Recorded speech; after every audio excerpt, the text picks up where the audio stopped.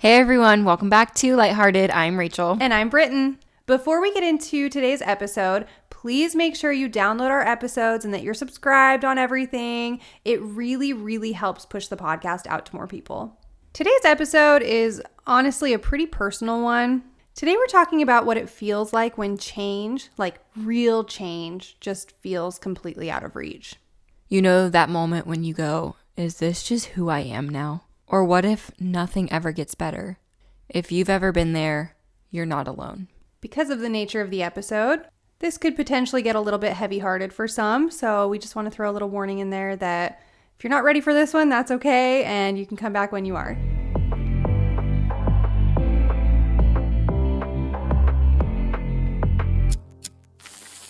All right, so maybe you've tried before. You've tried to lose the weight, you've tried to heal the relationship, break the habit, start the thing, and it just did not work. And now just the idea of trying again and again and again and again feels exhausting. Today we're going to talk about exactly that. I think we should start with why change can feel like such a challenge. Because it does. Yeah. Like for every single person, change can be so hard. So there is actually something in behavioral science called change resistance. I'm sure you're already putting the pieces together and you can feel it in your own life. It is our brain's way of protecting us from discomfort, which we have said this 1,000 times. Yep. Rachel, what's the brain's one job that it has? To keep us safe. To keep us safe. That's it, okay? So it just wants to protect you from discomfort. Even if we hate where we're at, it's familiar. Yep. And familiar feels safe. Right. So your brain is happy. So when you try to change anything, your brain throws up all the alarms. So it's saying, this is scary. This might fail. Go back to what we know. We hate it here. And sometimes it's not even fear. It's shame. It's like, I've already failed at this so many times. So what's even the point? And that weight can make you want to shut down before you even start.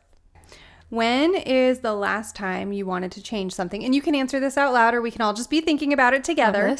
When's the last time you wanted to change something, but you felt paralyzed by fear, shame, or just even exhaustion? Yeah. And what did your inner voice sound like? So was it saying like, we can't do this, that's scary? Or was it saying we might fail? Or was it saying, no, you can't do that? Like you're not capable of that? Oh, you know what's funny is I've had so many times in my life that I've tried to either make a change for good or like remove something in my life that's not good and being beneficial to my life, whether that's, starting a new routine or cutting something out. Mm-hmm. And I think it's so interesting because in my head, I'm like, I have the capability to do this. I really feel like strong, especially with like God on my side, to be able to conquer it. Yeah. But in the moments, I'm just like, but you're not gonna like overcome it, so just stop. Like why would you be able to do why that? would you be able to do it? Just stop. And I know that sounds weird because it's like, well, if I feel like I could do it, why am I not doing it? But I think it's the fear. Yeah. It's the fear of like, I'm not gonna give it 100% because that's scary. It is scary. So yeah, I feel like it happens so often. I feel like even recently I've struggled with like trying to implement good habits in my life, a good routine. Mm-hmm. And one day I'm just like, but I don't feel like it. Some days you're just like, I don't feel like it. So then you just keep going on with not doing it. Totally. So. Yeah. I think that's super real. And I think like most people probably feel like that where it's like, oh man, like even if it's just introducing a good thing. Yeah. Like, it's why hard. is it so hard? I'm like, I'll start tomorrow. And then I'll start tomorrow. And that goes on forever until you end up probably pretty rock bottom. And you're finally like, oh. Like, man, if I would have started on the first day. Yeah, if I would have done this a long time ago, we wouldn't be here, but. Yeah. I think mine used to be fear, like fear-based a lot. I think, like, these days it feels more exhaustion-based, where it's just like, but I'm too tired, but I don't want to do that because I'm tired. Like, like, I am already doing this, this, and this. And so it's almost like the time martyrdom that I was talking about, where it was like, but look how busy my calendar is. Yeah. And so I kind of feel that creeping in again a little bit. And so it's something I'm trying to like get a hold of again to be like, okay, you're not the busiest person on the planet. Like you can, like if this is really important to you, right, you can find time to do it. Absolutely. And you can do that for you. Yep. Yeah. It's interesting. Mm-hmm. I know I've had seasons where I have felt completely stuck, because I had a story in my head. For example, like, this is just who I am now. Or some people are born more disciplined than I am. And when you believe that narrative, it becomes your identity. Yeah, I think along those same lines. I used to tell myself things like, I'm just too inconsistent. Yeah. Or I just lose momentum really quickly. I don't know why. But those things were never true. I had just never learned how to like build momentum in a way that actually worked for me. Yeah. Right. I never examined it in terms of like, how do I help myself get through this versus like, oh, well, it just looks so easy for that person over there to get that done. Like they're able to do that. Like I just am too inconsistent. And it's not like a cute like personality trait to have. It's like, that's just how I am. I don't like it. No. Yeah. And I know like in my life, there's been so many things that like maybe I've tried to quit that habit for a long, long time, like years and years and years. Yeah. And I have so much evidence for my brain that like, I just can't do it because it's been this long. And look at how many times I've failed. And what I've had to do recently is look at how many times you succeeded. And like maybe it's not as much as when you failed. That it's possible that you have failed more than you've succeeded at some things. Probably highly likely. Yeah. Being able to look at those moments where I really fought for what I wanted and what was right. Yeah. Then I'm like, but look at how hard I fought and how hard I tried to come back from that. Instead of looking at, well, look how many times I failed. Because every time I do that, every time that I go, what's the point? Look at how many times I already failed at this and gave up. What are you going to do? You're going to just go, well, whatever then, and just keep doing it. Yes. Or keep not doing it. Yeah. Yeah. Like, what's the purpose here? So look at the evidence of like, if you're trying to work out, maybe you had a goal of working out 5 days a week. And maybe you only worked out one. Yeah. But you got out of bed and you worked out that one day. Yeah. Focus on that. You went. Look at how hard you tried. Like, yeah. I love that. Don't focus on, well, if I've already, might as well just give up. Because that mindset will lead you nowhere but worse, you know? Yeah. It's just going to get worse. So, no, I think like our brains like the win too. And so like if you can kind of like create a win in there for your brain where it's like, look what I accomplished. Look what I did. I feel like you can almost like trick your brain into being like, okay, like are we all good with this? Like, is it safe here? Yeah. Yeah. And usually the harder thing is what you're supposed to do. Because it's that easy path that's like, well, whatever, you know? Yeah. But when you try really hard, it's so rewarding to be like, but look at how hard I did work on that. And it felt good. And it felt good. Yeah. So. No, I think that's a really good point. Yeah. Oh, I love that. Okay, so this is for you guys. Just something to just sit with. What story are you telling yourself about why you can't change? Oh. And then I think a follow-up question to that would be like, where did that story come from? Yeah. Because maybe you just got out of a toxic relationship. Maybe your parents didn't talk very nice to you. Maybe you don't talk very nice to yourself. So where is that story in your head coming from? I think we romanticize the big moment of change. It's like the dramatic before and after because that's what we see a lot of. Yep. Like we don't see the whole process in between. But science shows that sustainable change actually happens in very tiny shifts. Yep. This is like daily repetitions of very tiny changes. Right, because starting small does not mean you're thinking small. It means you're being strategic and gentle. Sometimes not giving up is completely enough for the day. Okay, so for you, when you're trying to like either implement a new healthy habit or get rid of an old one. Yeah. What is like the tiniest possible version of that goal that you like to set? Oh. Because I feel like we've both felt like the massive overhaul, just like it might help for 5 minutes and then it hurts in the long run because we let it all go. Yeah. And then we fall and then we're sad and then we're feeling guilt and whatever else. I think for me, starting small is actually a big struggle. Because especially when it comes to like wanting to get rid of a bad habit, when you're trying to start a new one, it's like you can start small. But when I'm doing something that I like really hate, it's like I just want to get rid of it, all at once. I don't want to have to like pick it apart and try, but like I want it gone. So I really do struggle with that. I know like recently, I know I've touched on this, like I started sleeping without my phone in my room. And it wasn't like one day I woke up and I was like, that's going to be great. Let's put it in the closet now. It really did take, like, it sounds silly, but it took time and thought, because I was like, I wonder what this would be like. And I thought about it. And then I was like, just thinking about, okay, well, what am I going to do for emergencies? And how am I going to do this? And what's going to be my schedule? And is there going to be no phone in my room at all? Or is it just like when I'm sleeping? Or like, how is that going to work? So I think really planning it out, but then also being flexible to realize that, like, oh, what I was thinking doesn't actually work in reality. That happens a lot. So I know for me, originally when I got the new room, I was like, no phone in my room, period. Yeah. And then I realized that's not realistic for me and where I'm at in life, because like I like to sit in my bed and edit my videos. Yeah. And then I just wasn't editing. So I'm like, that's not realistic at all. So then just being flexible, because at first I felt like I failed. I was like, well, dang, I messed like, I'm up. 3 days in and 3 days do and it. I can't do it. And then it was like, no, like the goal was always to just like not sleep with my phone in my room. And I've like stuck to that.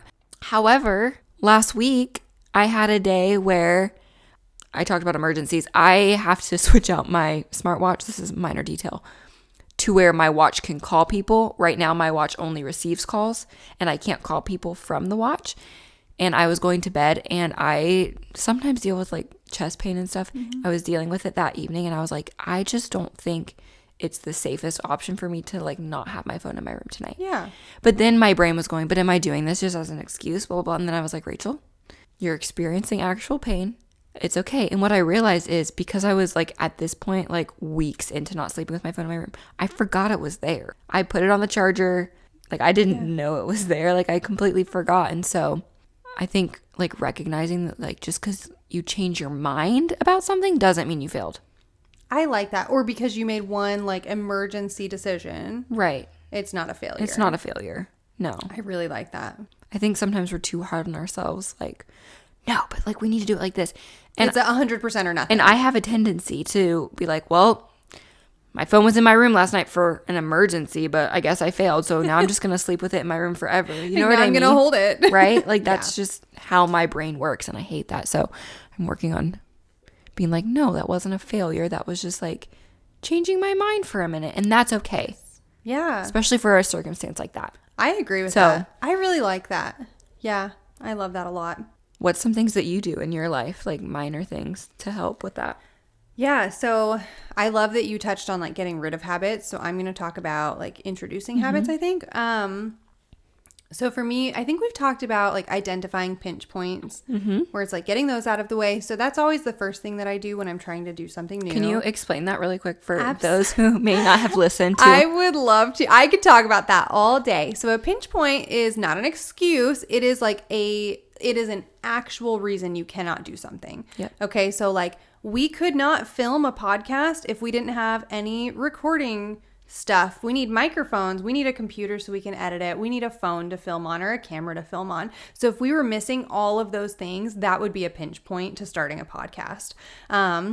So like if I want to start working out, like, and I want to go to the gym to work out, like I probably need like not flip-flops, and I probably need, you know, a ponytail for my hair. So if I were missing those things, I would need to get those things before I could like logically do this. Yep.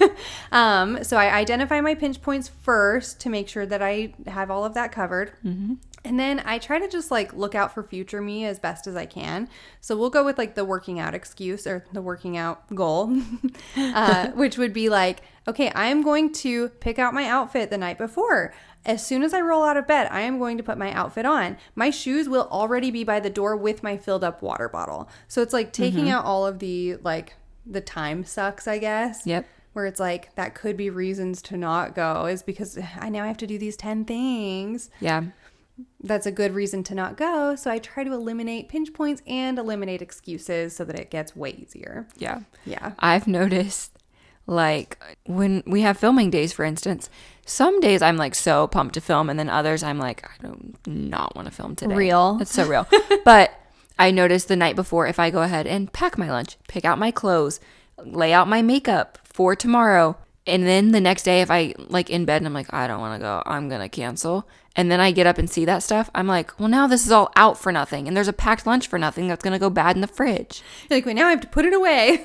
So like I would rather just go than to have to undo what I did the night before. So 100%. Yeah. Because I know there's been times where I've been sick, but I prepped the night before and I'm like, are you kidding me? And then that food stays in the fridge for 3 weeks. Yeah. Yeah, because it's ready. Yeah. Yeah. So. Nope, I agree. It makes it like way harder to like take it as an out. Because your brain's always looking for excuses. Oh, so I think sure. if you get rid of as many as possible and then you're like, well, my makeup's laid out and my clothes are right here and my shoes are ready. Like, yep. No excuses. Just do it. I love it.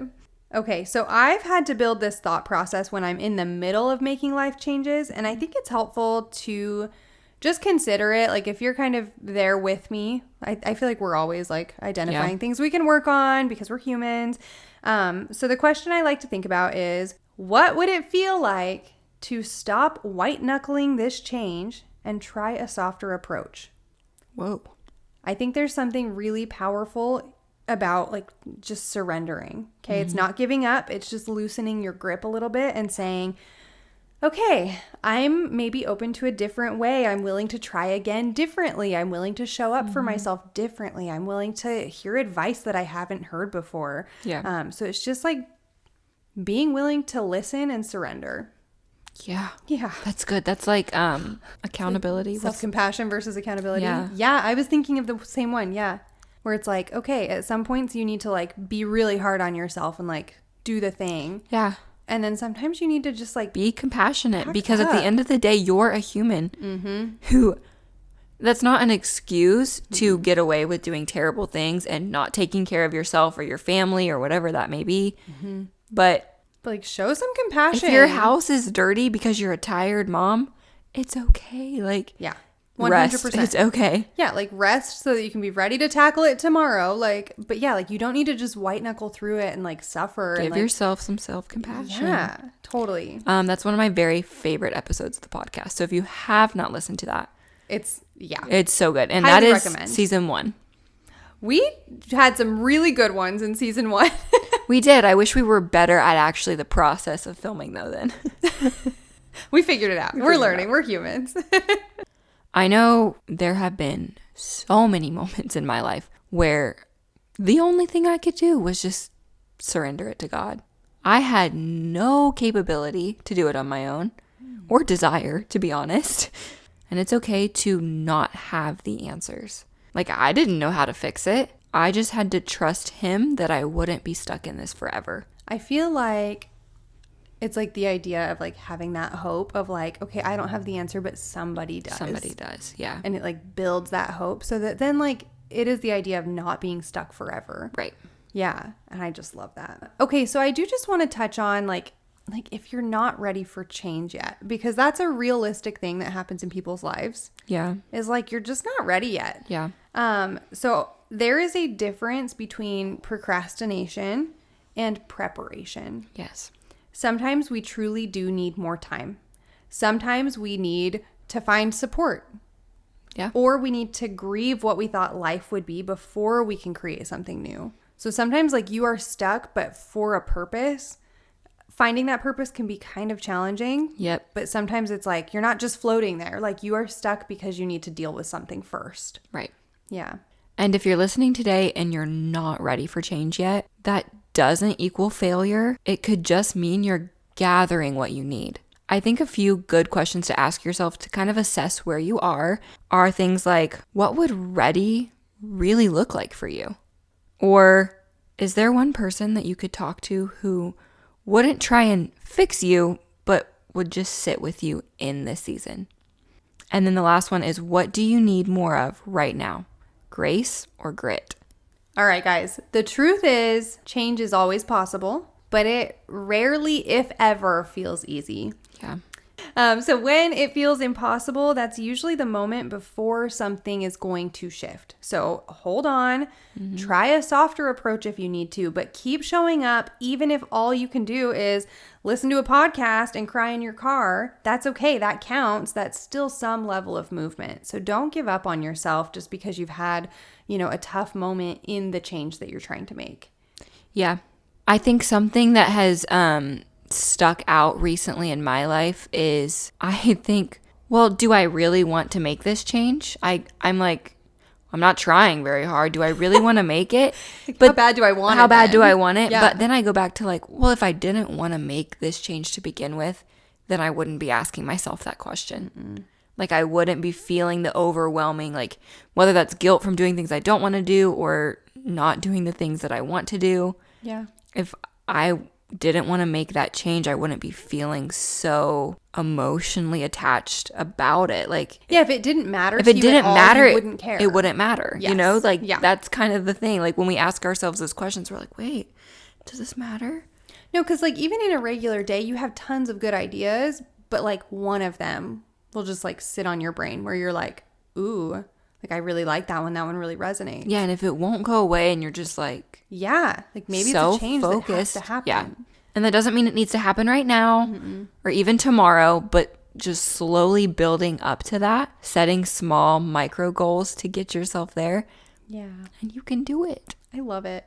I also was just thinking about like, okay, this is so random. Stay with me, okay? It's like like the story arc of movies. It's like they work hard. Everything seems impossible. There's no movement. Nothing is going to happen. Everyone's at a standstill. The bad guys are winning. Yep. And then all of a sudden something happens. Yep. And then it all works out, right? Like, so it's like always that moment where like everyone rallies and figures it out and then like everything ends in a much better way. And I think that's so true to life, though, where it's like, that's our arc too, but our arc just happens constantly, right? Where it's like, and a win, and now I feel stuck, and the bad guys are winning, and now, like, I finally achieved this thing. Yeah. It's so true. Yeah. But one thing I have noticed in the moments that I've, like, quote unquote, wanted to give up, it's like I hit rock bottom, you could say, where I'm just, like, so devastated over what I have done or what I haven't done. And then I try and fix it, or whatever the scenario is, it usually gets harder before it gets better. 100%. So like, even though I felt like, oh, I've hit rock bottom, it's time to make the change. Once I'm like in the actual like process of making the change, it unfortunately usually gets a little bit harder for a minute. It's like, guess what? There's another rock bottom. I think that goes to like say things about like dealing with trauma, like going to therapy. It's usually... It's like you're just scratching the surface at first. It is hard. It's not easy. And I've heard so many people say, why would I go to counseling or therapy just to make myself feel worse? Mm-hmm. But like in the long run, that's what you need. It's just really hard in the moment. Yes. And just because it's hard doesn't mean you can't do it. Yeah. You can do it. You can do it. And we believe in you. And just know like if that's how you're feeling and you're feeling alone in that, like you are not. Yeah. That's a very normal human thing to feel. And so if you're like, man, all my friends can do X, Y, and Z and they're all achieving their goals, they're struggling too. They're probably just doing it quietly in their bathrooms. Like, yeah, it's not you. And there's so many, like, this topic hits every single person. I don't care who you are. I agree. Because we all go through moments that we either are forced into change or we need to make a change, and it is not easy. And whether that's a small thing or a big thing, most likely someone has walked through that exact same scenario as you. Yeah. And you're going to make it. You're going to make it. So no matter who you talk to, someone else has struggled. Probably the exact same thing you're when struggling change with. Feels impossible. Yeah. Yeah. Thank you so much for joining us today. If you're enjoying Lighthearted, don't forget to subscribe and leave us a review. It really helps us reach more people who need a little more light in their lives. And be sure to follow us over on Instagram and TikTok at LightHeartedPod for behind-the-scenes content and clips of our episodes. Also, be sure to check out our merch. Every single thing we talked about will be linked below in the show notes. And don't forget to stay lighthearted.